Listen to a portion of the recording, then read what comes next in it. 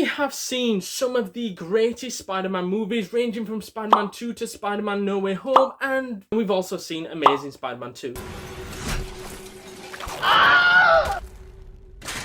But where does this one lie in between those great Spider-Man movies? Is one of the best or is one of the worst? Let us know down in the comments down below.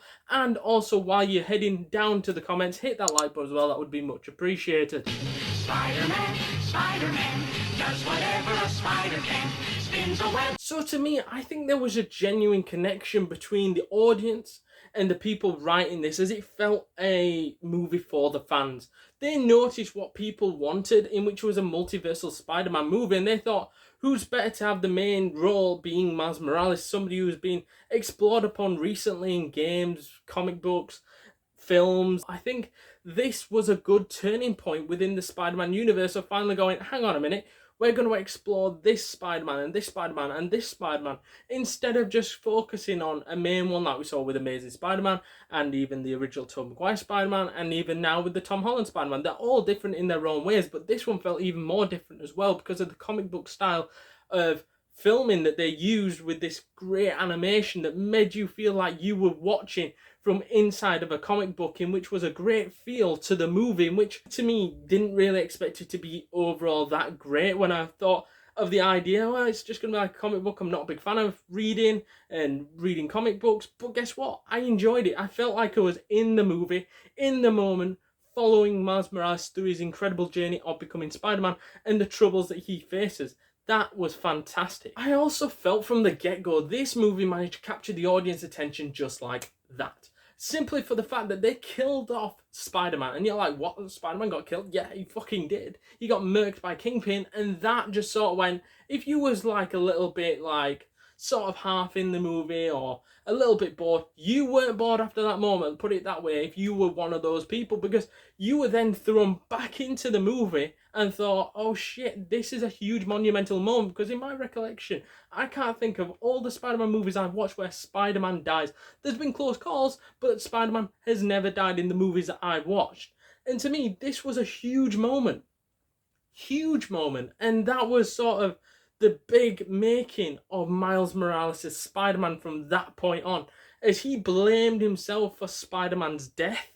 And he also was told by Spider-Man to use this like USB dongle type thing to basically shut down this multiversal machine of Kingpins, but he was not able to do it and end up fleeing, and that creates a mess of its own where several different other Spider-Mans join in this universe, in which we'll get onto in just a second. But that moment, if you could capture that in a bottle, was just magnificent. With the multiversal sides of things, I think this was a great thing to do for this movie, as it felt unique for its time. Now everything's gone and copied and pasted this same method like we've seen in the MCU and DCU with The Flash and Spider-Man No Way Home, Multiverse of Madness, you name it, they've all piggybacked on this basic idea of multiversal dimensions type of shit. And now it is one of the most successful things going now. Everything's trying to do that now. And to me, that all stemmed from, I believe, this type of movie. And to me, this type of movie worked because you had different variations of Spider-Man all meeting together. And we saw variations that we didn't even think would be possible, like Spider-Hams. I think that character, we only imagined that in the Simpsons movie, let's be honest. Spider-Pig does whatever a Spider-Pig does. Can he swing from a web? No, he can't. He's a pig. Look out, he is a Spider-Pig. We did not imagine that in this possibility of a Spider-Man movie. We didn't take that seriously enough. But now we've saw Gwen Stacy's Spider-Man, which we all guessed that would be a possibility anyways. And then other variations of Noir Spider-Man and Spider, which was a robot version. All those were effective in their own rights, all had different skills and different abilities, in which made this movie even better, following the footsteps of these great different Spider-Men and following their journeys along destruction and things like that. And not to mention the version of Spider-Man, which is basically a broken down, tired, fat and older version of Spider-Man, which is just doing it for the sake of doing it, as he lost the will to keep doing that job, as he's become a little bit depressed after the stuff with Mary Jane went down. So he's just gone into that slump, and then when he was dragged into another dimension, that's when we see how he becomes a guidance for Miles Morales' Spider-Man, being the first Spider-Man he sees post the original Spider-Man from that dimension dying, basically. And I think that was a great way to pair the two up, because them two were so contrast.